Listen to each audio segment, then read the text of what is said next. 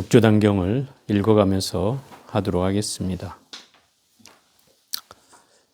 제2장 육조께서 법을 받은 역사. 여기서 육조라는 것은 해능스님을 말하는 것이고 육조, 6대 조사죠. 그러니까 달마대사를 초조로 해서 해가, 승찬, 도신, 홍인, 육조, 해능 이렇게 해서 이제 6대 조사가 되는 거예요. 육조라는 말은 해능스님이고 오조라는 말은 홍인대사를 일컫는 말이다. 육조성사께서 대범도량, 대범사라는 절에 계실 때 소주자사, 위거와 문도 1060인이 지극히 공경 예배하고 도를 물으니 육조께서 말씀하셨다. 너희들 모두 마음을 청정히 하여 큰 지혜를 일으키라. 법문해달라는 말씀에 이제 마음을 청정히 하여 큰 지혜를 일으키라. 이 말은 네 스스로 성품을 보는 것, 그것이 바로 깨달음이다. 이제 이 얘기를 해주고 싶은 거죠. 더 쉽게 말하면 뭐 견성성불이다. 이게 이제 법문의 주요 요지인데 잠시 침묵하신 후에 대중에게 말씀하시기를 불성이 본래 청정하니 다만 이 마음을 쓰면 바로 정각을 성취에 마친 것이다. 청정한 줄을 알면 이미 깨달음을 얻은 것이다. 이런 뜻이에요. 이게 이 견성을 한다는 말은 결국 내 안에 있는 성품을 보는 거예요. 성품을 보는 일은 어려운 일이 아니다 이 말이죠. 그냥 보면 된다 이 말이에요. 보면 깨닫는 것이다. 이 해능스님은 그렇게 얘기하고 있어요.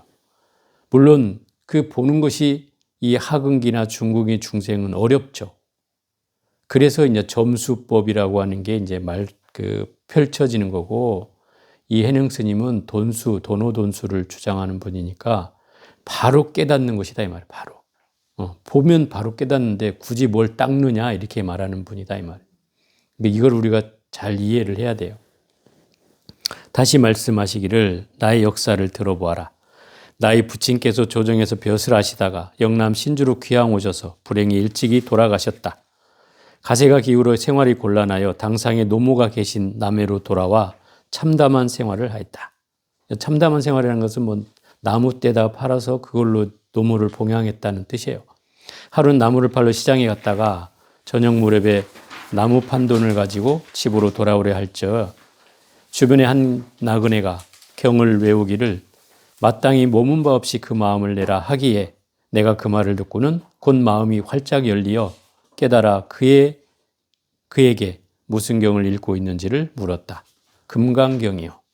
그 경은 어디에서 얻었습니까? 기주 황묘원의 동선사라는 절에 계신 홍인선사께서 오조 홍인선사께서 문도에게 고하여 말씀하시기를 너희들은 다 금강경을 수지 독송하라. 반드시 견성하여 성불할 것이다. 금강경을 수지 독송하라는 말은 잘 받아 지녀서 읽고 외우고 그 뜻을 잘 헤아리라. 그러면 뭐를 얻는다? 견성성불을 한다. 이렇게 말씀하셨다는 거예요. 그러니 그 경을 제대로 읽으면 견성성불을 할 수 있다는 뜻이죠. 그래서 그 경을 받아다가 열심히 읽고 있었는데 그 나무를 해다가 팔고 돌아오는 길에 이 해능스님은 그 나그네가 여관에서 금강경 읽는 소리를 듣고 거기에 머무는 바 없이 마음을 내라는 그 구절에 이르러서 마음이 확 열렸다 이 말이죠. 그래서 그 선사에게 물은 거예요. 어디서 그 금강경을 얻었습니까? 그랬더니 그 홍인 선사에게서 그 경을 받아왔다고 한다. 그 대답을 듣고는 해능 선사는 저절로 탄식하며 내가 홍인 선사에게 가서 가르침을 받고자 하나 당상에 연로하신, 당상이라는 건 자기 집을 높여 부르는 거죠. 당상에 연로하신 자당은 누구예요? 어머니를 이제 높여 부른 말이죠.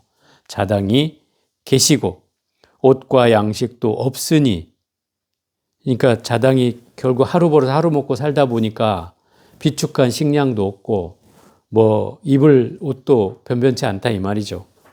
어찌 노모를 편히 계시게 하고 내가 홍인선사에게 가서 무상도를 배울 수 있겠나이까. 이렇게 한탄을 했다 이 말이죠.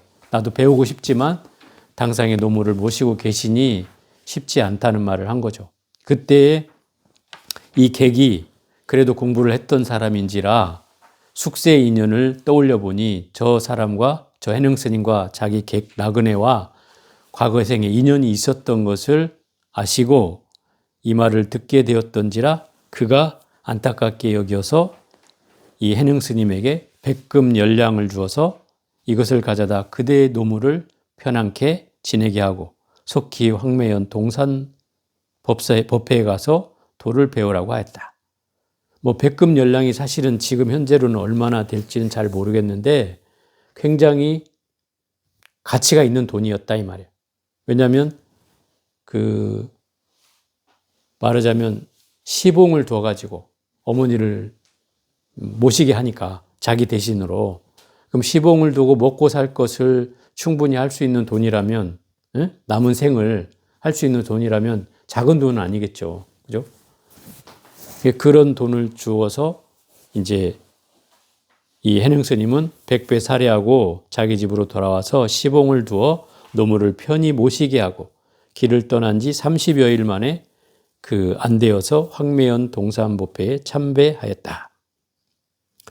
이제 참배를 하러 들어갔는데 이 해능 스님이 참배를 하러 들어갔는데 오조 홍인대사가 그 팔베개를 하고 이렇게 옆으로 누워 있단 말이에요. 옆으로 누워 있었어요. 처음 온 사람이 절을 하러 왔다는데도 그냥 눈을 실눈 뜨듯이 쳐다보면서 어디서 왔는고 이렇게 묻는 거죠. 그러니까 이 해능 스님이 절을 하면서 제자는 영남 신주 지방에 사는 백성이고 이곳에 온 뜻은 오직 부처가 되기를 바랄 뿐이지 다른 것은 구하지 않습니다. 라고 말씀을 드렸다. 그때 오조께서 거짓 방편으로 나의 안목을 시험하여 이제 거짓 방편이라는 것은 이제 거짓말처럼 한다 이 말이죠. 그렇지만 이 거짓말은 그 상대를 시험하기 위해서 던지는 질문이다 이 말이에요. 영남 사람이라면 오랑캐인데 내가 어찌 부처가 될 수 있겠는가라고 하셨다. 모르겠어요. 옛날에도 이 중국에도 영남이라고 하면 그 자치족들이 주로 사는 곳이에요. 그러니까 이제 오랑캐라고 할 수 있죠. 5호 16국 이렇게 하잖아요. 중국의 역사를 얘기할 때. 그 5호가 5개 오랑캐라는 뜻이거든요. 그 중에 우리나라 동이족, 그 다음에 티벳 장족, 그 다음에 저쪽에 뭡니까? 어디예요? 갑자기 이름이 생각나요. 서안 있는 데가 어디야?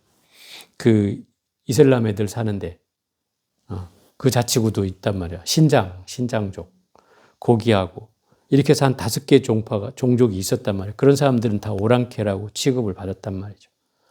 이 사람도 중국 사람인데 영남 땅에 살았다는 이유로 이제 오랑캐라고 한다 이 말이죠. 우리도 옛날에는 그 전라도, 경상도 이런 데가 말하자면 차별을 좀 받았던 때가 있었단 말이야. 지방이라고. 그런 거와 비슷한 거죠. 그래서 그걸 실험하듯이 물은 거예요. 네가 오랑캐, 영남 사람이랑 오랑캐인데 어찌 부처가 될 수 있겠느냐라고 묻자 이 해능이 대답하기를 사람에게는 남북이 있지만, 사람에게는 영남 사람, 북쪽 사람 이런 남북이 있지만 불성에는 어찌 남북이 있겠습니까? 불성에 어찌 남북이 있겠어요, 그죠? 차별이 없는 것이 불성인데. 오랑캐의 이 몸과 선사의 지금 누워 계신 선사의 몸은 차별이 있을지라도 깨달은 사람과 깨닫지 못한 사람의 차별이 있을지라도 불성에 무슨 차별이 있겠습니까? 불성은 평등한 거잖아요. 누구에게나 있다는 말이 불성 아니에요. 가진 자든 못 가진 자든 계급이 있는 자든 계급이 없는 자든 나이가 먹은 사람이든 나이가 어린 사람이든 또는 생명이 있는 생물이든 생명이 없는 생물이든 유정, 무정 모두가 다 불성이 있다고 하면은 불성엔 차별이 없다는 뜻이잖아요. 무슨 차별이 있겠습니까? 하자 이 스님이 갑자기 누워있다가 벌떡 일어났는다 이 말이에요. 이놈이 좀 제법 쓸만한 놈이 들어왔는데 싶어가지고. 그리고 나서 여기는 나오지 않지만 한 가지 질문 던진다 이 말이에요. 너는 주인이 있는 삶이냐 주인이 없는 삶이냐 이렇게 또 던졌어요. 너는 주인이 없는 지금 중이 되려고 하는 것이냐 주인이 있는 중이냐 이렇게 물었어요. 그런데 이 스님이 뭐라고 대답하냐면 탁 절을 하면서 저는 주인이 있는 삶입니다. 이렇게 얘기하는 거예요. 그 말은 지금 절하고 있는 당신이 나의 주인입니다. 이런 걸 이제 얘기하는 대목이죠. 아주 재밌는 구절이에요.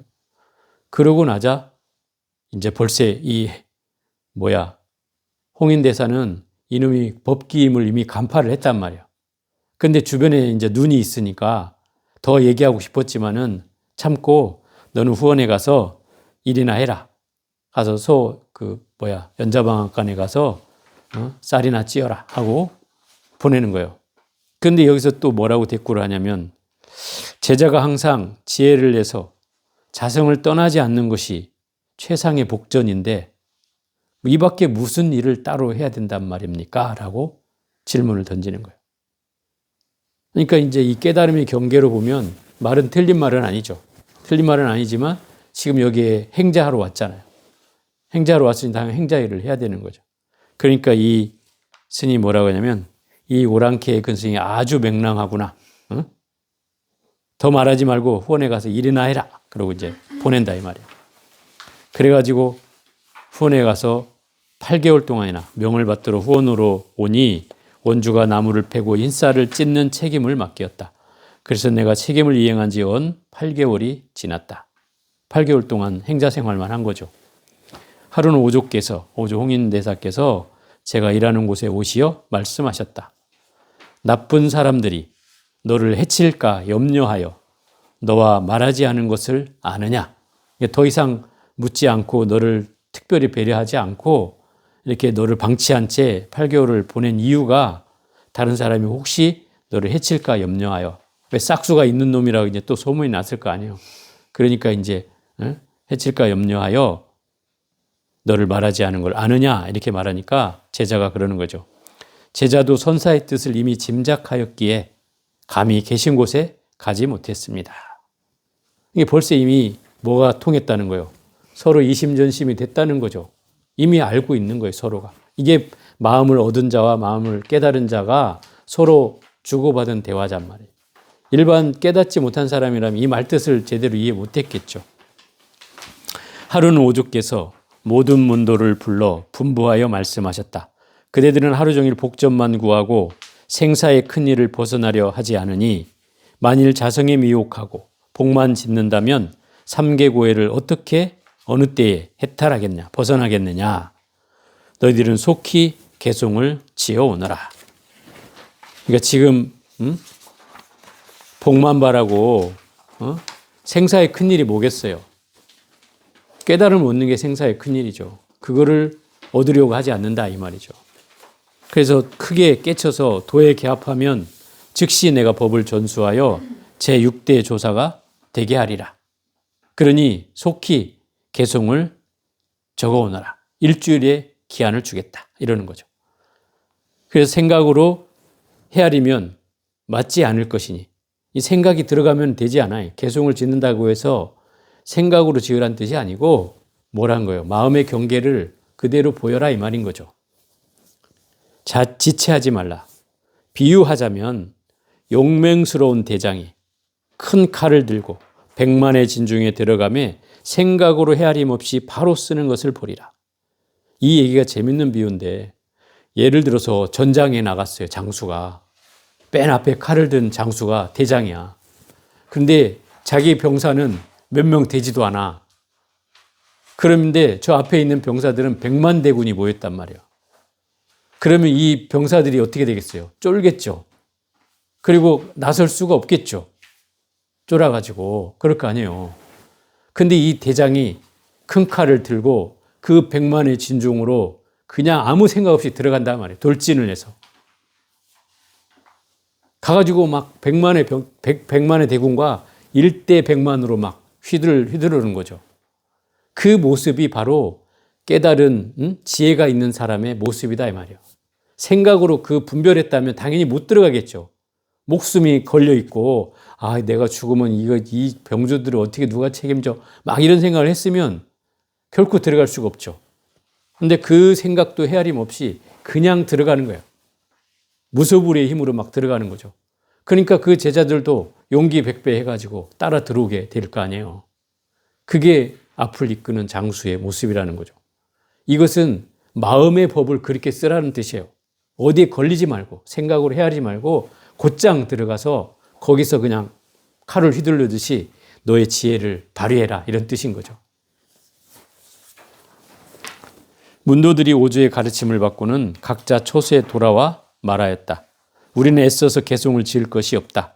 신수상자가 오늘날 교수사로 있으니 앞으로 교수사에 의지해야 할 텐데 번거롭게 지을 필요가 있을까 하고 개송 짓기를 단념하였다.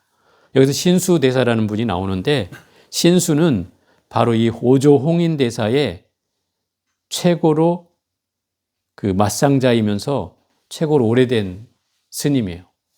그래서 이 오조 홍인대사의 문화에는 아까 1000명이 넘는 대중이 있었다 그랬잖아요. 1000명이 넘는 대중이 있는데 그 중에 대중이 많으니까 스승을 대신해서 가르쳐주는 역할을 했던 분이 바로 이 신수였단 말이에요. 그래 교수사 역할을 했다 이 말이에요. 교수사라는 건 가르쳐주는 스승이었다 이 말이죠. 그래서 그런 역할을 했던 분이 있으니 당연히 1000명의 대중들은 뭐라고 생각하겠어요?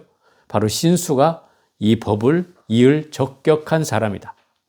그러니 우리는 어차피 그 스님 문화에서 살면 되니 그냥 굿이나 먹고 떡이나 얻어먹자. 뭐 우리는 지어봐야 발끝에 저 신수스님 발끝에 때도 못 따라가니 저 신수스님한테 맡기면 된다.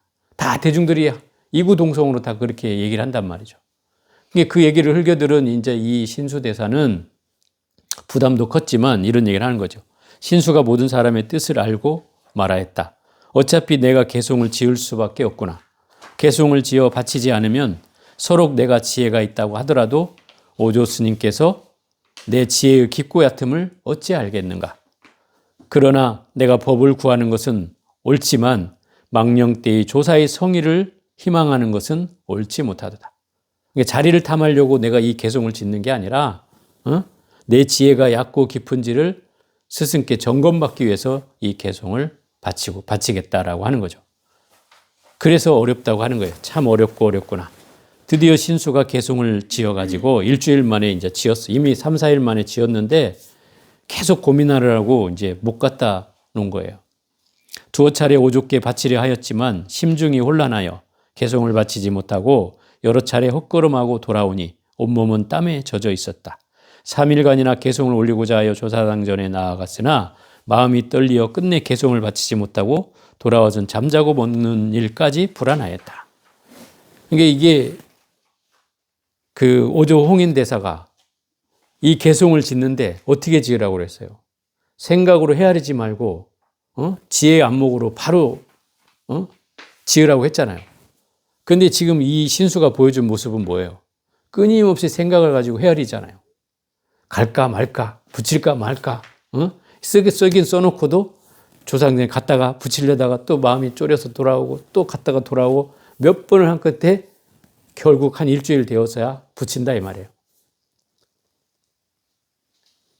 그래서 이미 오조는 이제 그걸 아셨죠. 그래서 오조가 계신 처소 앞 복도 옆에 그 벽에 개송을 붙여두어 자연히 오조께서 보시도록 하는 것이 상책이다. 그날 밤 삼경에 개송을 남쪽 회랑 벽에 붙이고 본처에 와서 다시 생각하였다. 오조께서 개송의 뜻이 도에 합하다고 하시면 내가 지은 것이라고.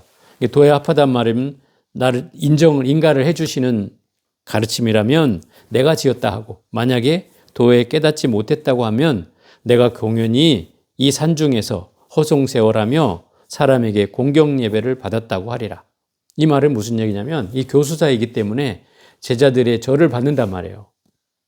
교수사 가르침을 얻기 전에 이제 절을 받는단 말이에요. 그러니까 그 절을 받을 자격이 없는데도 불구하고 받았다는 그런 생각을 하리라 이 말인 거죠. 그 개송이 어떤 뜻이냐면 신시보리수여 몸은 깨달음의 나무여 시며 명경되라 마음은 밝은 거울과 같으니 시시금불식하면 늘 부지런히 털고 닦아서 물사야 지내라 티끌이 끼지 않게 할지어다. 이게 개송이었어요. 오조께서 신수의 행동을 모른 채 하시고 노봉공을 불러 능가경 변상도를 그려, 변상도라는 것은 그 경전의 일대기를 그림으로 표현하는 것이 변상도라고 해요. 그걸 그려서 남쪽 회랑벽에 붙이려다 문득 개송을 보시고 말씀하셨습니다.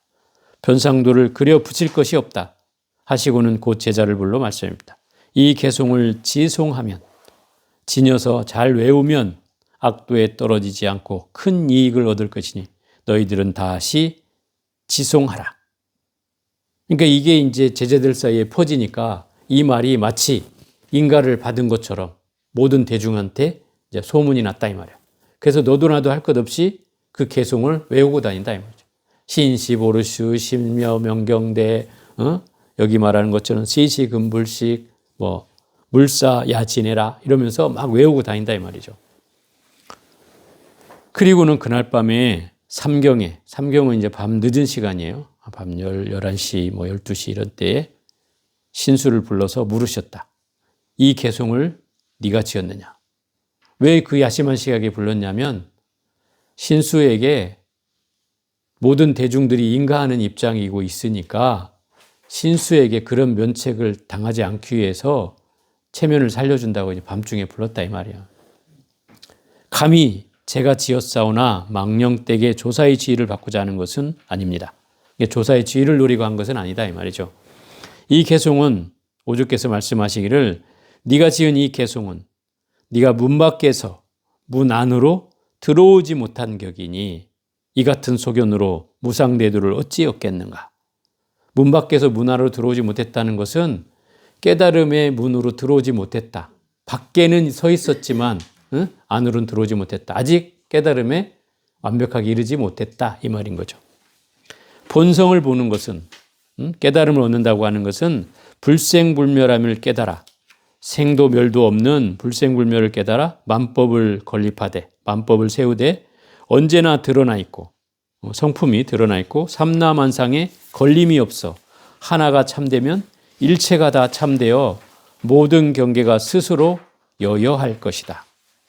만일 이와 같다면 곧 각성을 깨달음의 성품을 본 것이다. 다시 내가 이틀간의 말미를 주니 개송을 다시 지어오거라. 아직 너는 지금 문 밖에서 문 안에 못 들어왔으니 이 성품을 보는 거를 더 절절하게 스님 말씀해 주잖아요. 그러면서 이틀의 말미를 줬다 이 말이야. 그런데도 이 신수는 심중이 혼란하여 다시 개송을 짓지 못했다 이 말이야. 자기는 더 나은 경계가 없기 때문에 그 이상은 지을 수가 없는 거죠. 그래서 고민만 할 뿐 못 짓는 거예요. 그때 한 동자가 방앗간을 지나가며 신수가 지은 개송을 외우고 있으니 이걸 들은 해능 스님은 이 개송을 듣고 이 개송은 도를 깨치지 못한 사람이다. 벌써 딱 들어보면 아는 거죠. 그래서 동자에게 물었다. 너는 무슨 글귀를 외우고 있는가? 동자가 답하기를 너 같은 오량캐가 어찌 알겠는가마는 오족께서 나고 죽는 일은 크고 무상함은 신속하나니 그대들은 모두 개송을 지어오라. 만일 깨친 자가 있으면 의발을 전하여 6대 조사로 삼겠노라고 하시어 교수사가 지은 개송이다. 이 나고 죽는 일이 크다라고 하는 것은 나고 죽는 일 가운데 깨달음을 얻는 일이 크다는 뜻이고 무상함은 신속하다는 말은 세월이 빠르게 흘러간다 이 말이에요. 그러니 딴짓하지 말고 깨달음을 얻는 일에 더 심혈을 기울여라 이런 뜻이죠. 내가 말하였다. 나도 이 개송을 지송하여 인연을 맺고자 하오니 바라건대 나를 그곳으로 인도하여 주시오. 이 스님이 이제 까막눈이니까 또 장소가 어딘지도 모른다 이 말이에요. 이 그 쌀 찢는 데만 8개월을 있었고 어디 가본 적도 없이 있었단 말이에요. 그러니 그 동자가 나를 인도하여 개송이 있는 곳으로 안내하였다. 내가 말하였다. 또 글자도 모르잖아요, 해능 스님이. 그러니까 글자를 내가 알지 못하니 그대가 나를 위하여 한번 읽어주소. 그때 별과 벼슬 자리에 있는 장일룡이라는 사람이 높은 목소리로 개송을 외우기에 내가 청하였다. 나도 또한 개송을 지을 것이니 그대가 받아 써주기를 바랍니다. 그가 대답하였다. 오랑캐가 개송을 짓겠다니 이미 소문이 다 났어. 오랑캐가 들어왔다고. 전부 다 오랑캐라고. 동자도 오랑캐라고 그러고 속인도 오랑캐라고 그러고. 그 오랑캐가 개송을 짓겠다니 참으로 희유한 일이구나. 내가 말하였다. 위없는 깨달음을 배우고자 한다면, 최상의 깨달음을 배우고자 한다면 초학자라도 처음 배우는 자라도 가볍게 여기지 말아야 합니다. 가장 낮은 사람도 가장 높은 지혜가 있을 수 있고 가장 높은 사람도 가장 낮은 사람만큼의 지혜가 못한 자도 있을 수 있으니 만일 사람을 업신 여긴다면 한량없는 죄가 될 것입니다. 무시하지 마라 이 말이죠. 아무리 초학자이든 글자를 모르는 사람이든 오랑캐이든 무시하지 마라. 별가가 말하기를 개송을 불러주시오. 내가 그대를 위하여 써줄 것이니 만일 법을 얻거든 나부터 제도하여 주시오. 그러고서 개송을 불러요. 바로 누구야? 그 신수가 신시보리수 몸뚱아리는 깨달음의 나무다. 이렇게 한 말에 대한 대꾸를 바로 옆으로 적는 거예요. 보리 본무소요. 깨달음에는 본래 나무가 없고 또 두 번째가 심여명경대. 마음엔 거울과 같다 그러니까 밝은 거울 또한 받침대가 없으니 세 번째 늘 부지런히 털고 닦아서 시시근불식이라 이렇게 신수스님 읊으니 그거에 대해서 이 해능스님은 본래 무일물이라 한 물건도 본래 없으니 티끌이 끼지 않게 할지어다 라고 한 마지막 구절을 뭐라고 푸냐면 어디에 티끌이 끼겠는가. 본래 한 물건도 없는데 어디에 티끌이 끼겠는가. 이렇게 이제 개송을 지었단 말이에요. 대꾸로. 그 신수 스님이 써놓은 글자를 대꾸로 그 옆에다가 개송을 적었다 이 말이에요. 그 얘기는 무슨 얘기냐면 깨달음이라는 건 본래 나무라고 할 수도 없고 또 거울도 또한 받침대도 없는데 본래 그게 한 물건도 없다는 거예요. 깨달으면은 뭘 얻을 수 있는 한 물건도 없는데 뭘 털고 닦느냐 이 말인 거지. 닦을 것도 없고 뭐 털 것도 없다는 거예요. 무슨 얘기예요 이게. 자성 자체는 이미 밝고 맑고 고요하다. 광명으로 빛나고 있는데 거기에 무슨 털고 말고 할 게 있느냐 이 말인 거죠. 이건 이제 본질적 입장으로 접근하는 거죠. 이게 도노돈수적 입장이란 말이에요. 그러니까 이미 견성하면 끝난다 이 말이야. 뭐 더 이상 거기에 공부를 하고 말고 할 것이 없는데 이 신수 스님은 털고 닦아서 먼지를 다 없애자 이렇게 얘기한다 이 말이죠. 털 먼지가 어디 있느냐. 본래 한 물건도 없는데 털 먼지가 어디 있냐는 거죠. 이게 이제 해능 스님의 대답이었어요. 근데 이 말을 하자 그 대중들도 다 놀라는 거죠. 일자무식인 해능 스님이 또 글자도 못 보는 해능 스님이 이런 대꾸로 하자 옆에서 쓰고 있던 이 처사며 그 동자며 주변에 있던 스님들이 엄청 놀라는 거죠. 개송이 끝나자 대중들이 크게 놀라서 말하기를 가히 겉모습만 보고는 사람을 알 수 없구나. 우리가 어찌 성인을 업신 여겼는가. 막 성인과 같이 막 글귀가 대단했던 거죠. 그때 이미 이 내용을 오조께서 오조 홍인대사가 방 안에서 듣고 있었다 이 말이에요. 이미 이 해능 스님은 깨달음을 얻은 것을 이미 알았다 이 말이죠. 오조 홍인대사가. 그런데 오조 홍인대사가 그걸 대중 앞에서 나타낼 수가 없었어요. 왜냐하면 이미 1개 8개월반이 안 한 행자가 깨달음을 얻었다고 인가를 해준다면 저 1000명의 대중들이 이미 신수가 될 거라고 뻔연히 지금 다 공지를 한 상태잖아요. 이 개송을 다 외워라. 마치 인가를 해준 듯이 막 이렇게 했으니까. 그러니 그 대중들이 얼마나 이 스님을 해야 할지 모른다는 생각을 하게 되는 거죠. 그래서 벽에 쓰인 그 개송을 이 스님이 나가가지고 신발로 다 지워버리고 이건 깨달은 개송이 아니다. 그리고 대중들한테 아예 공지를 해버리는 거죠. 그러니까 스님이 인가를 안 해주니까 아니 아무것도 아니구나라고 이제 여기고 그 글을 무시해버리게 된다 이 말인 거죠. 그 오조께서 아무도 모르게 방앗간에 오시어 돌을 지고 쌀을 찢고 있는 나를 보시고는 말씀하셨다. 그러니까 이게 뭐 소가 보통 연자방앗간에는 이렇게 소가 돌면서 쌀을 찢는데 이 스님은 돌을 자기가 지었다라고 하잖아요. 스님 행자가 돌을 지고서 쌀을 찢었다는 거예요. 돌을 구하는 사람은 법을 위하여 몸을 돌보지 않는 것이다. 네가 그렇게 열심히 하는 것은 돌을 구한다면 그거는 어려운 일이 아니다 이 말인 거죠. 또 물으시기를 쌀은 다 찧었느냐 이렇게 물었어요. 그러면 뭐 쌀을 찢는 사람이 쌀을 찧었냐 물으면 쌀을 찧었다고 얘기하겠죠. 그런데 그 말의 의미가 뭔가 그냥 모르는 사람이 들으면 그냥 쌀 찧었냐 이렇게 물어보는 것처럼 들렸지만 이 해능 스님한테 묻는 그 해능 스님은 그 질문을 들으면서 이미 그 뜻을 간파했다. 뭐라고 대답하냐면 쌀은 이미 찌은 지 오래지만 쌀을 찢는 사람은 맨날 찢잖아요. 그럼 뭐 찌은 지 오래될 리가 없죠. 그죠? 이미 계속 찢고 있을 뿐인 거죠. 그런데 왜 오래됐다고 하겠어요? 이미 찌은 지 오래지만 아직 채로 치지는 못하였습니다. 채로 친다는 말은 뭐예요? 쌀을 가려가지고 뉘를 가리고 돌을 괴려서 먹을 수 있게 이제 만들어 놓는 걸 말하는 거잖아요. 그러면 찢기는 다 했지만 아직 뭔가를 더 할 거를 남겨놨습니다. 이런 뜻이죠. 누구 때문에? 스승이 그거를 해주기를 바란다 이 말인 거죠. 이게 이제 서로 무언에 옆에 사람이 들으면 뭔 뜻인 줄 알겠어요. 아, 이거 채로 걸러야 되는 걸 못했다는 말이구나. 이제 이렇게 생각하겠죠. 그죠? 남들에게 오해가 안 되는 지금 선문답이 주고받아지고 있는 거예요.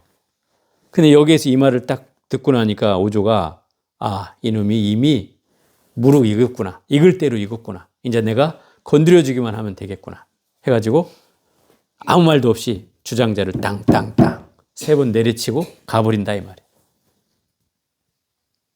그런데 다른 대중들이야 의아해했겠지만 이 해능 스님은 그 3번 때린 뜻을 알았다 이 말이에요. 그래서 그날 밤 삼경이 되자 스승의 방에 찾아간다 이 말이죠. 그 삼경에 찾아오라는 소리라면 3번 두드린 게 아주 밤늦은 시간에 들어가니 몰래 뒷문으로 들어갔단 말이에요. 그러니까 당신이 이제 가사로 불 켜놓은 그 방을 가사로 딱 창문을 가리고 그리고 둘이 마주 앉아서 밤새도록 이 밀전을 주고받는다 이 말이에요. 그 밀전의 내용이 금강경이라고 알려졌고 그 금강경의 내용을 강의하는 중에 이 해능 스님이 또다시 그 응무소주 이생기지 마라 머무는 바 없이 그 마음을 내라는 그 구절을 또 듣고 더 확철되어 한다면 확연하게 더 깨달음을 얻게 된다. 그리고 나서 얘기를 하기를 어찌 자성이 본래 청정하고 본래 생멸이 없으며 본래 구족하고 본래 움직임이 없으며 만법을 생하는 것을 어찌 알았으리까. 자성이라는 것이 우리의 성품이라는 것이 본래 청정한 것이다. 그리고 생멸도 없다. 불생불멸이다. 오고 가는 바가 없다는 거예요. 그리고 본래 구족되어 있어. 갖춰져 있고 완전하게. 또 움직임도 없어요. 그러니 여기에서 만법이 생한다는 거예요. 이 자리에서. 이 말을 좀 비유를 들자면 이렇게 이해하면 좀 더 쉬울 것 같아요. 바다라고 하는 것 있어요. 바다. 그죠? 바다는 원래 고요한 게 바다예요. 바다의 성품은 고요한 거예요. 그런데 왜 파도가 시끄럽냐면 태풍이 불고 바람이 불면 이 바다는 파도가 치고 태풍이 몰아치는 거죠. 그죠? 그러면 태풍이 불어서 파도가 친다면 사람들은 파도가 쳐야 바다인 줄 알겠지만 실상은 그 바다의 성품은 고요한 것이다 이 말이야. 그럼 파도가 칠 때 바다의 한 현상일 뿐인 것이지 그 파도가 사라지면 어디로 가요? 바다의 본래 자리로 돌아간다 이 말이에요. 똑같이 우리의 성품도 그 바다와 같이 고요한 성품이 있는데 우리가 태어나서 인간의 모습으로 살다 보면 이 파도처럼 한 가지 현상을 늘 겪게 된다 이 말이에요. 우리가 생각하고 말하고 행위하는 모든 것들이 이 파도의 현상처럼 흘러가는 거예요. 그럼 그게 다 하고 나면 어디로 가? 본래 자리로 돌아간다 이 말인 거예요. 그러니 우리의 마음으로 모든 현상이 일어난다고 얘기하는 것이다 이 말이죠. 그래서 우리 화엄경에도 나오죠. 일체가 유심조다. 그 말은 마음으로 모든 세상을 만든다는 거예요. 마음이 일어나니까 모든 세상이 만들어지는 거다 이 말이에요. 그죠? 마음이 일어나지 않으면 어떤 세계도 건설되지 않는다고 얘기하는 것이다 이 말이에요. 우리가 건물 하나를 지어도 생각을 하나 일으켜서 그 건물을 시작하게 되는 거잖아요. 그죠? 공사를 하는 것도 마찬가지고 불사를 하는 것도 마찬가지고 내가 무슨 일을 하는 것도 한 생각이 일어나서 하게 된다 이 말이에요. 그러니 그 마음 빼놓고는 어떤 게 건립될 수 있냐 이 말이에요. 그래서 이 일체가 유심조라고 하는 거고 그 마음의 현상이 바로 파도와 같은 현상인 것이다. 그 파도의 현상이 어디서 나오냐? 바다에서 나온다 이 말이에요. 그러니 이 마음의 현상은 어디서 나와요? 본래 청정한 나의 정멸한 마음에서 나온다 이 말이죠. 청정한 본성에서. 이걸 얘기하고 있는 거예요. 확실하게 깨달았다는 뜻이죠. 오조께서 내가 본성을 깨달았음을 아시고는 삼경의 법을 전하시니 한 사람도 아는 이가 없었다. 한밤중이니까 뭐 들을 사람이 없었겠죠. 오조께서 의발을 주시고 말씀하셨다. 이제 내가 6대 조사가 되었으니 천하의 덕을 널리 베풀고 세상의 모든 사람을 널리 제도하여 끊어짐이 없게 하라. 내 법을 잘 이어서 끊어짐이 없게 하라. 하시며 개성으로 말씀하셨다. 유정이 와서 종자를 심으면 인지에서 과가 다시 생기지만 무정은 이미 종자가 없는 것이니 성품도 없고 또한 생겨남도 없느니라. 유정, 무정이라는 말을 많이 해요. 절에서 유정, 무정 모두 다 불성이 있다 이렇게 표현한단 말이에요. 유정, 무정. 유정이라는 것은 어떤 뜻이냐면 움직임이 있는 생명체. 그게 유정중생이고 무정중생은 움직임이 없는 생명체. 예를 들어 무정물은 뭐냐면 돌이나 죽어있는 나무 뭐 이런 것들은 다 무정물이에요. 근데 부처님이 뭐라고 그래요? 그 무정물도 불성이 있다고 한단 말이에요. 그죠? 그래도 그 무정물도 성불할 수 있다고 얘기한다 이 말이죠. 부처님은. 그래서 이 유정, 무정을 나눠서 얘기하는데 이 유정이라는 것은 종자를 심으면 당연히 새로 생겨서 씨앗이 열매가 되고 그 결과가 생겨나는 것이 당연한 거잖아요. 현상적으로는 이렇게 된다 이 말이에요. 어떤 생명체든 간에 어떤 움직임을 갖는 생명체든 간에 전부 다 씨앗을 심어지고 뭐 태어나고 하면 그게 자라서 어떤 결과가 되는 거죠. 현상적으로는 당연히 그렇지만 무정물은 이미 종자가 없다는 뜻이니 뭐 돌에 종자가 없잖아요. 나무에도 종자가 없죠. 죽은 나무에는. 그러니 성품도 없고 생겨남도 없는 것이다. 이거는 이제 본질을 말하는 거다. 정도 없고 종자도 없으니 성품도 없고 또한 생겨남도 없느니라. 이게 이제 본질과 현상에 대해서 설명하고 있는 대목이다 이 말이에요. 오조께서 다시 말씀하시기를 달마께서 처음 중국으로 오셨을 때는 믿는 사람이 없었기에 가사를 전하여 신표를 삼았지만 다만 마음으로서 마음을 전한 것, 이심전심한 것, 가사와 바루는 너에게만 전한 것이다. 이 뒤로는 다시 전하지 마라. 가사와 바루를 다시 전하지 마라. 도가 가사와 바루에 있는 것이 아니지만 만일 이 뒤로 의발을 전하면 투쟁이 일어나 많은 사람을 죽이는 패단이 생겨날 것이다. 내가 속히 이곳을 떠나야만 한다. 악인 무리가 반드시 너를 헤아려 할 것이다. 왜 이런 말을 하냐면 이미 신수가 법을 받을 거라고 이미 그 개송을 지송하라고 한 것은 인가를 받았다는 뜻으로 알고 있단 말이에요. 지금 대중들은. 설사 신수는 알고 있어도 전 대중들은 다 그렇게 알고 있단 말이에요. 그러니 이 법이 1개 8개월밖에 안 한 행자한테 법이 전해졌다고 한다면 그 1000명의 대중이 가만히 안 있을 것이다. 그래서 그거를 뺏으러 오든 어떻게든 할 것이다. 그러니 너는 빨리 가라 이 말인 거죠. 그래서 어디로 가야 합니까? 이렇게 오죽께서 말씀하시기를 회땅, 품을 회땅을 만나거든 곧 멈추고 모일 회땅을 만나거든 은신하라, 숨어라 이 말인 거죠. 이게 자기가 어디서 숨어야 될지까지 가르쳐 주는 거죠. 모일 회땅을 만나면 숨고 품을 회땅을 만나면 멈춰라. 오죽께서 친히 나를 데리고 국왕역에 그 배를 타는 나룻가에 데려다 주고 마침 목선 한 척이 있었다. 오죽께서 직접 노를 저으려 하시기에 말씀드렸다. 제자가 미혹할 때는 오죽께서 건너주실 테지만 제자가 깨친 뒤에는 스스로 건너가는 것입니다. 건너는 이름은 하나이지만 쓰는 곳은 다릅니다. 자기가 그리고 건너간다 이 말이에요. 오죽께서 말씀하셨다.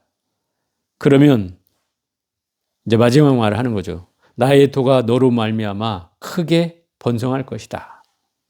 네가 떠난 지 3년이 되면 내가 이 세상을 하직할 것이다. 3년 뒤에 죽는다 이 말이에요. 너는 남방으로 가되 돌을 속히 전하지는 말라. 시절 인연이 오면 꽃피고 잎이듯 자인이 도가 천하에 퍼질 것이리라. 왜냐하면 이미 이때가 20살밖에 안 된 행자란 말이에요. 그러니 그 20살 나이에 깨달았다고 법을 편다고 하면 누가 믿을 것이며, 그죠? 또 스님들조차도 불신하는 사람이 생겨날 거다 이 말이에요. 그러니 시절 인연이 도래할 때까지 숨어 지내라 이런 말이에요.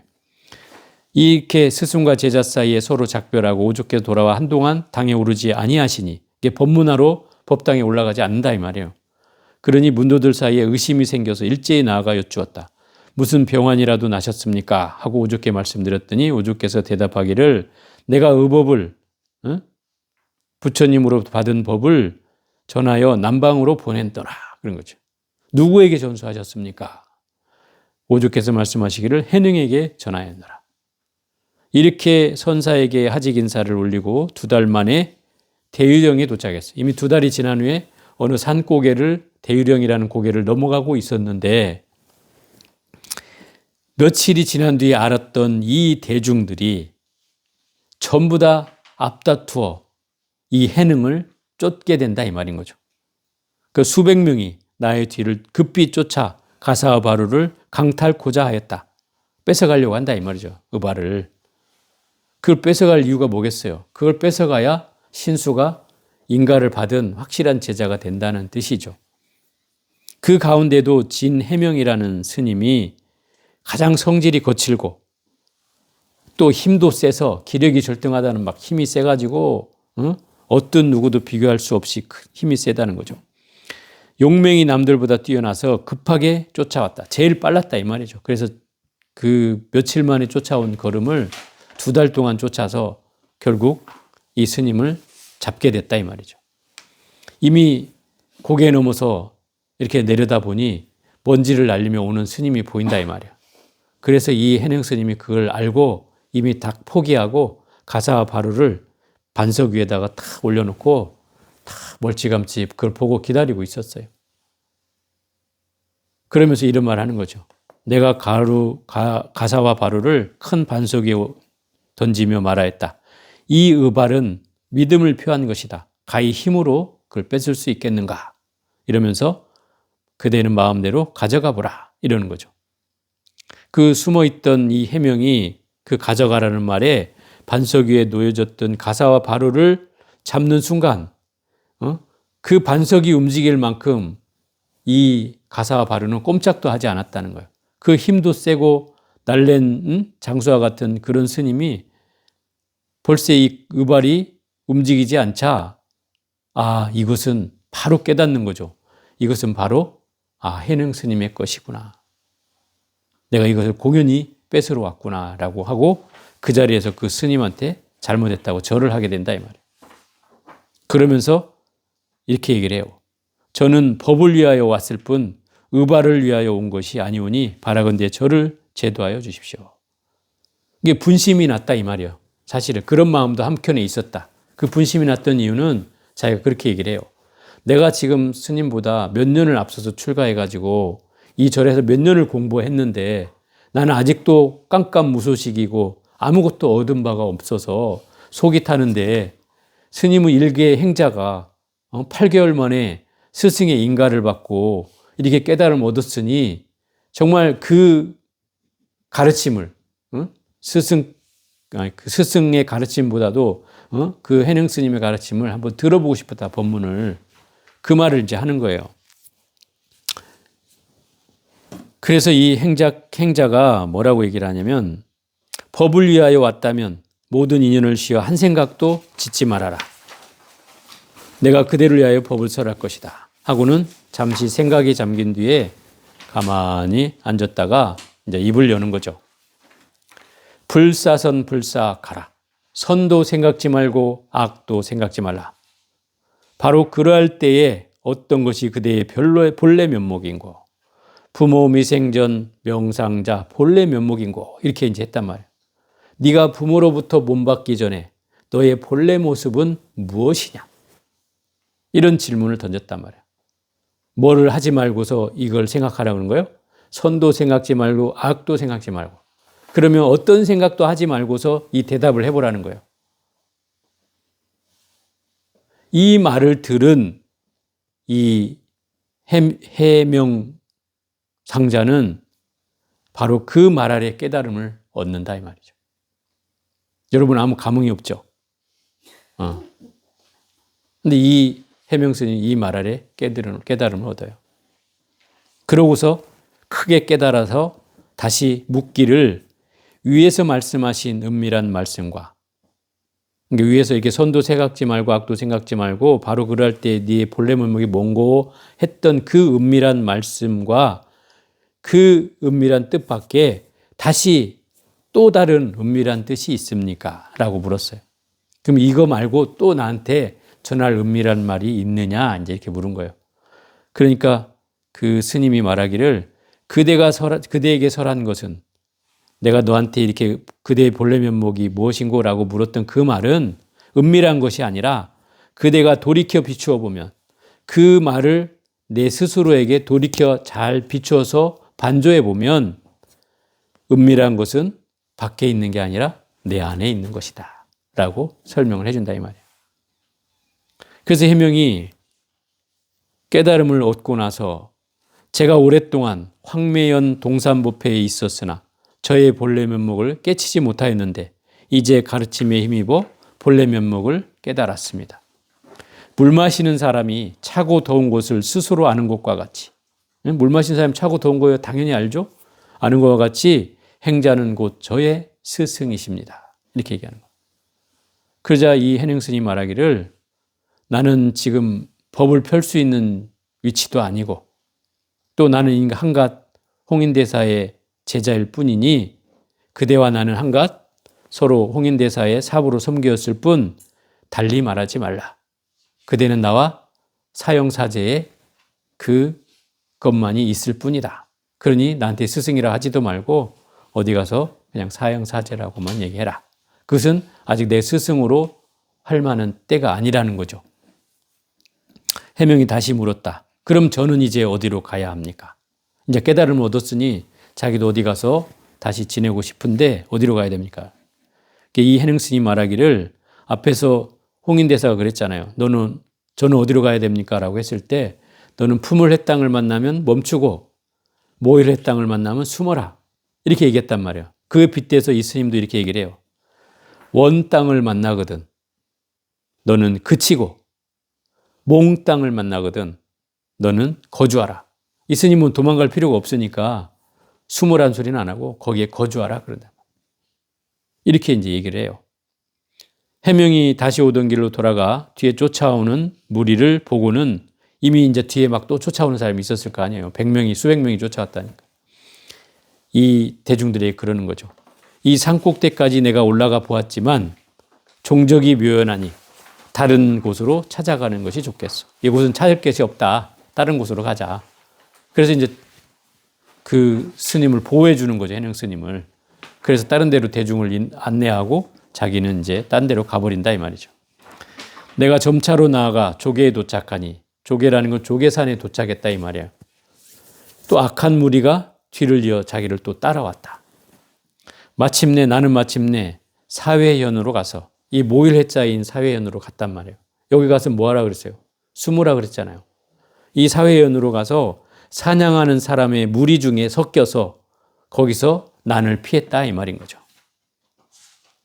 그 사람들한테 옷을 바꿔 입고 사냥꾼의 옷을 입고서 그 사냥꾼 누구와 함께 그렇게 지낸 세월이 어언 15년을 지냈다 이 말이에요.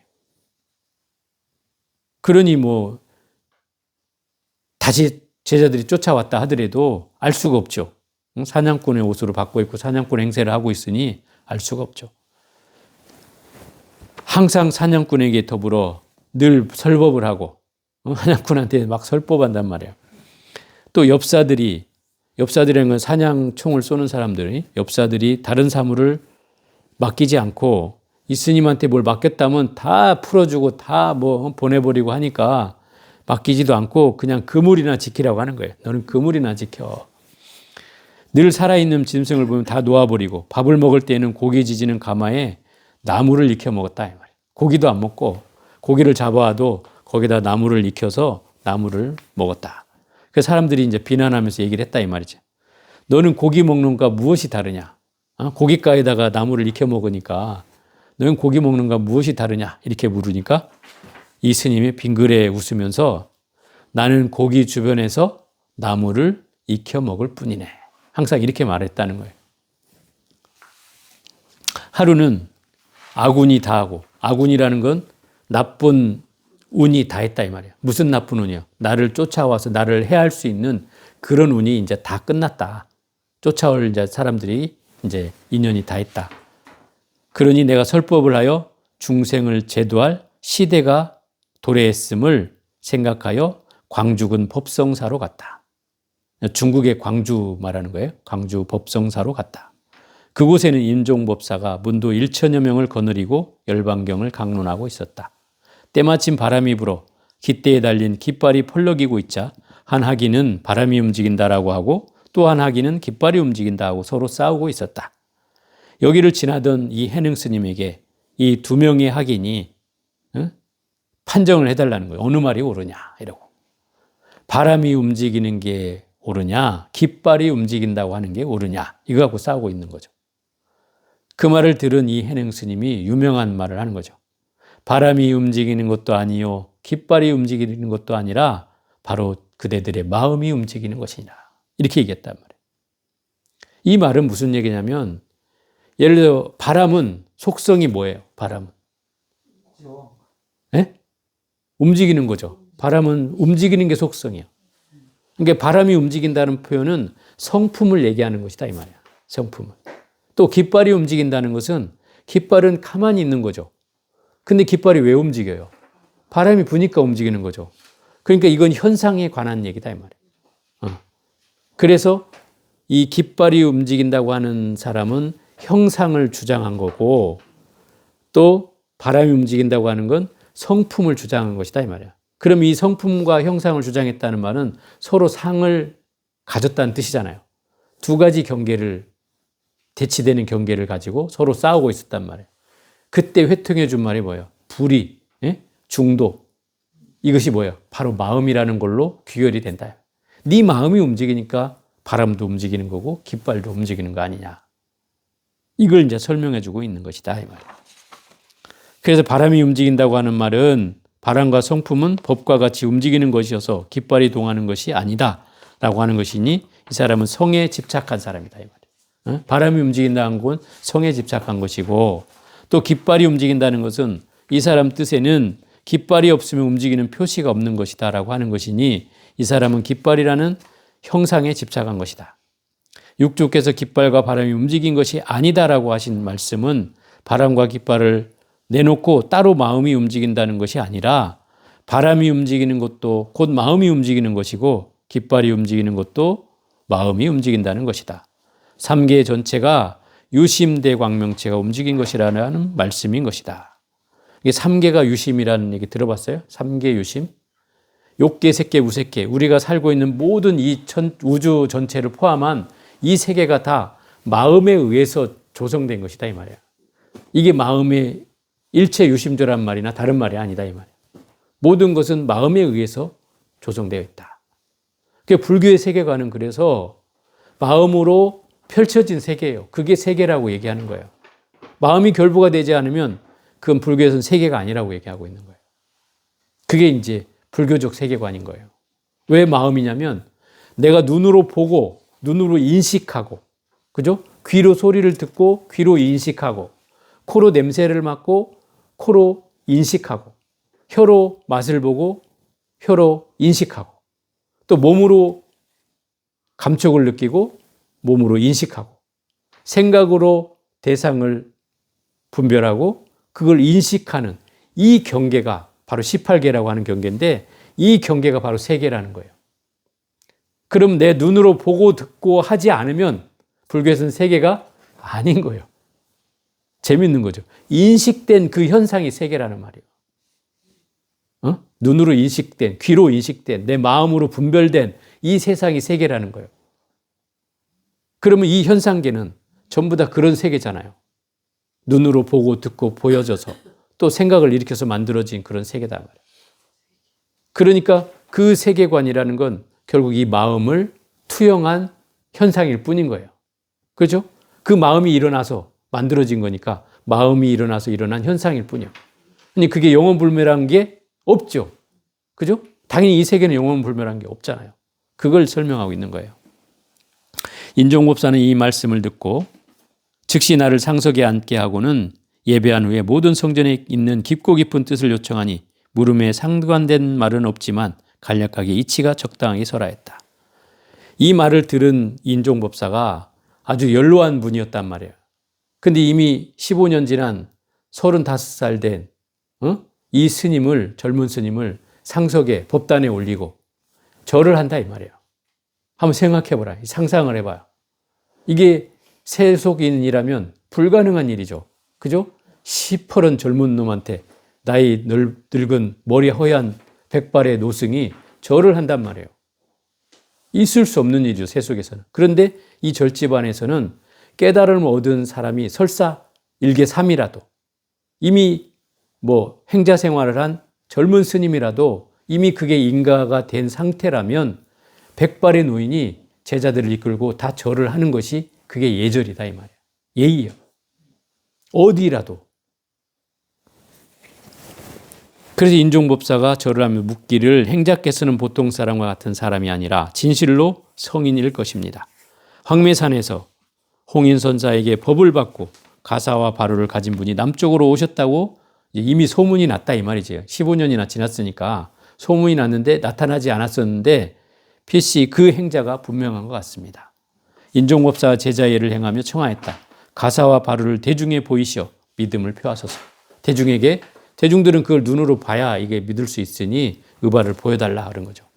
그래서 가사와 바루를 딱 보이자 그 인종 스님과 그 문도 1천여 명이 일제히 뛸 듯이 기뻐하며 모두 제자의 예를 갖추었다. 절을 했다 이 말이죠. 뛸 듯이 왜 기뻐했겠어요? 이제서 드디어 이 법을 이은 제자를 만났으니 우리도 잘하면 깨달음을 얻을 수 있겠다는 말이잖아요. 그래서 뛸 듯이 기뻐했다는 거죠. 인종법사가 물었다. 오조 홍인 선사께서 부촉하신 당부하신 말씀은 없었습니까? 이렇게 물었어요. 내가 대답하기를 오직 견성만 설하였을 뿐 선정과 해탈을 설하지 않으셨습니다. 견성만 설했다는 것은 성품을 보면 다 끝난다고 한 것이다 이 말이에요. 더 이상 바꾸고 말고 할 것도 없다고 얘기를 했기 때문에 견성이면 끝난다는 거예요. 그러니 선정이며 해탈이며 이런 걸 설할 이유가 없던 거죠. 인종법사가 말하였다. 어찌 선정과 해탈을 말하지 않으셨습니까? 라고 하니까 이 스님이 또 대답하기를 선정이니 해탈이니 하는 것은 이미 두 가지 법이 되는 것이니 이건 불법이 아니라 두 가지 법이라는 건 결국 불의의 법에서 어긋난 거잖아요. 그러니 불법은 둘이 없는 것입니다. 불의의 법문이다 이 말이죠. 둘이 없는 것이기 때문에 이 두 가지에 걸리는 경계라는 건 이 불법이 아니라고 얘기하는 거죠. 그러면 둘이 없는 법이란 어떤 것입니까? 라고 물으니까 그대가 열반경을 강론하니 내가 열반경으로 대답하겠다. 밝게 불성을 보는 것이 둘 아닌 법인 것이다. 이미 불성이라고 하는 것은 둘을 벗어난 거예요. 이미 불성 자체는. 왜? 거기엔 깨달음도 중생도 다 포함되는 말이잖아요. 그러니까 둘의 경계를 벗어난 게 바로 그 불성이죠. 왜? 중생도 불성이 있고 부처도 불성이 있잖아요. 그래서 그게 회통시키는 말이 바로 불성이다 이 말이에요. 열반경에 이르기를 고기덕왕보살이 부처님께 살생투도 음행 망어를 범하고 고기덕왕보살이라는 사람이 부처님께 네 가지 죄를 범했다. 살생하고 도둑질하고 삿된 음행하고 거짓말하고 이걸 범했고 또 오역죄를 지은 자. 오역죄라는 것은 그